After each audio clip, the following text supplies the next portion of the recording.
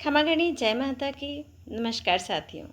एक सवाल है, अगर किसी परीक्षा में गड़बड़ी होती है तो न्याय मांगना ज़रूरी है, लेकिन न्याय मांगने और व्यवस्थाओं को ठप कर देने के बीच की रेखा कहाँ है?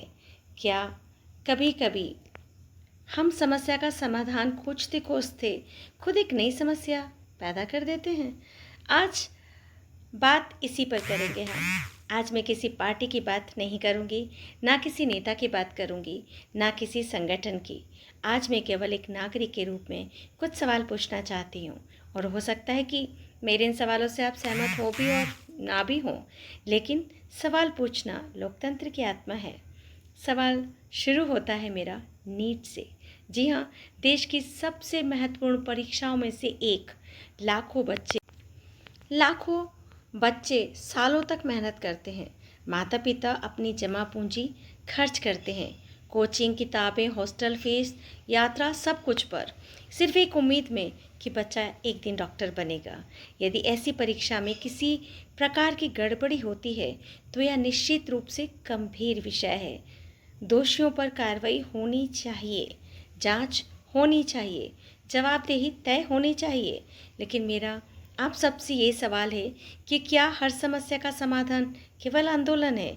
और यदि आंदोलन है तो उसकी सीमा क्या होनी चाहिए? यह क्या ऐसा विरोध होना चाहिए जिससे आम जनता प्रभावित हो? क्या ऐसा विरोध होना चाहिए जिसमें हजारों लोग दूर दूर से यात्रा करें, आर्थिक बोझ उठाएं और कई दिनों तक सड़क पर बैठे रहें? या फिर ऐसी संवैधानिक रास्ते अधिक प्रभावी हैं जिनमें अदालत, जांच एजेंसियां, आरटीआई, जनप्रतिनिधि और संस्थागत प्रतिक्रियाएं शामिल हों? मेरा अगला सवाल, जब कोई बड़ा आंदोलन खड़ा होता है तो हमें यह भी जानना चाहिए कि उसका नेतृत्व कौन कर रहा है, उसकी संरचना क्या है, उसका उद्देश्य क्या है, उसकी जवाबदेही किसके प्रति है।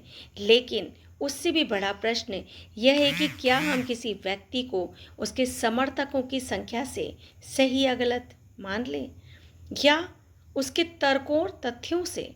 मेरा अगला सवाल, आंदोलन में शामिल लोग कौन हैं? क्या वे सीधे प्रभावित छात्र हैं? क्या वे अभिभावक हैं? क्या वे पूर्व छात्र हैं? क्या वे सामाजिक कार्यकर्ता हैं? क्या वे ऐसे नागरिक हैं जो व्यवस्था में सुधार चाहते हैं? यदि यह निश्चित किया जाए कि सब मिश्रित हैं, तो उसकी प्राथमिक मांगे क्या हैं? क्या सभी की मांगे एक जैसी हैं, या आंदोलन समय के साथ अपना स्वरूप? मेरा अगला सवाल, किसी भी बड़े धरने या प्रदर्शन में पुलिस बल तैनात किया जाता है, बैरिकेड्स लगाए जाते हैं, प्रशासनिक अधिकारी बुलाए जाते हैं, यातायात प्रबंधन होता है, सुरक्षा व्यवस्था बनाई जाती है। यह सब आवश्यक भी हो सकता है, लेकिन क्या हमें यह नहीं सोचना चाहिए कि इन संसाधनों की भी एक कीमत होती है? यदि किसी स्थान पर बड़ी संख्या में पुलिस और प्रशासनिक संसाधन लगे हैं, तो क्या इसका प्रभाव अन्य क्षेत्रों की व्यवस्थाओं पर नहीं पड़ता होगा? क्या ऐसी स्थिति में सरकार और आंदोलनकारी दोनों को मिलकर ऐसा रास्ता निकालना चाहिए जिससे सुरक्षा और व्यवस्था दोनों बनी रहे? मेरा अगला सवाल, जब हम न्याय की बात करते हैं तो क्या हमें केवल अपने पक्ष का ही न्याय दिखता है? क्या हम उन लाखों छात्रों के बारे में सोचते हैं जिन्होंने ईमानदारी से परीक्षा दी? क्या हम उसके मानसिक तनाव को भी समझते हैं? क्या हम उन परिवारों की चिंता को भी समझते हैं जो महीनों से परिणाम और प्रवेश प्रक्रिया का इंतजार कर रहे हैं? मेरा अगला सवाल, क्या हम केवल समस्या पर चर्चा कर रहे हैं या समाधान पर भी? यदि परीक्षा प्रणाली में कमी है तो उसका समाधान क्या है? अधिक सुरक्षा, डिजिटल निगरानी, प्रश्न पत्र वितरण प्रणाली में सुधार, केंद्रों की जवाबदेही, कठोर दंड, पारदर्शी जांच? यदि हम केवल विरोध करेंगे और सुधारों पर बात नहीं करेंगे तो क्या समस्या वास्तव में हल होगी? और अंत में सबसे बड़ा सवाल, देश क्या है? क्या देश केवल सरकार है? क्या देश केवल विपक्ष है? क्या देश केवल आंदोलनकारी है? या देश उन करोड़ों सामान्य लोगों का भी है जो रोज काम पर जाते हैं, टैक्स देते हैं, बच्चों को पढ़ाते हैं और चाहते हैं कि व्यवस्था बेहतर बने? यदि हमारा उद्देश्य वास्तव में देश और विद्यार्थियों का हित है, हमें ऐसे रास्ते खोजने होंगे जहां न्याय भी मिले और अनावश्यक नुकसान भी ना हो, जहां जवाबदेही भी हो और स्थिरता भी। जहां आवाज़ भी उठे और समाधान भी निकले। मैं किसी निष्कर्ष पर नहीं पहुंच रही, मैं केवल कुछ प्रश्न आपके समक्ष रख रही हूँ, क्योंकि लोकतंत्र में सबसे बड़ी शक्ति केवल नारे नहीं होते, सबसे बड़ी शक्ति होती है सोचने की क्षमता। और जब समाज सवाल पूछना शुरू करता है तभी सुधार की शुरुआत होती है। धन्यवाद। और अंत में, किसी पक्ष में नहीं हूँ, किसी विपक्ष में नहीं हूँ, मैं केवल इतना पूछ रही हूँ कि क्या हमारे देश में विद्यार्थियों को न्याय मिलना चाहिए? बिल्कुल। क्या दोषियों पर कार्रवाई होनी चाहिए? बिल्कुल। लेकिन क्या ऐसा रास्ता चुना जा सकता है जिसमें न्याय भी मिले और देश भी? ये सब जो एक कहना चाहिए कि बहुत अपमानित सा जो अभी ये दौर चल रहा है, क्या ऐसा होना चाहिए? क्या ये समस्या इतनी विकट है कि उसने ये विकराल रूप धारण कर लिया है? मुझे इंतज़ार रहेगा आपके कमेंट का।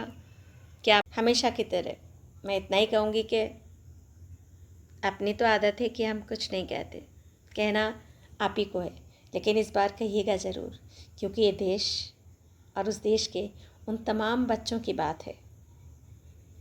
आप बताएंगे तभी मेरे साथ के परिवार को भी पता चलेगा कि क्या सोचा जा रहा है, कौन कौन इस विषय पर अपने क्या विचार रखता है, मनस्थिति किसकी क्या है।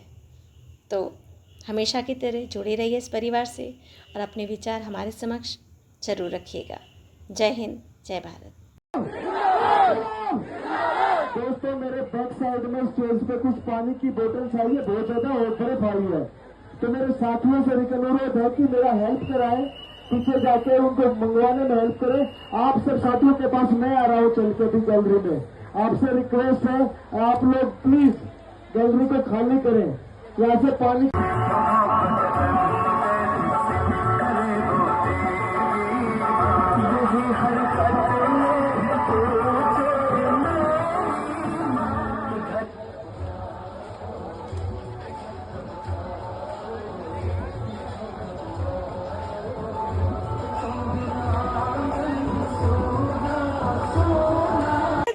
मुर्दाबाद मुर्दाबाद मुर्दाबाद, आरएसएस मुर्दाबाद मुर्दाबाद मुर्दाबाद, मुर्दाबाद मुर्दाबाद।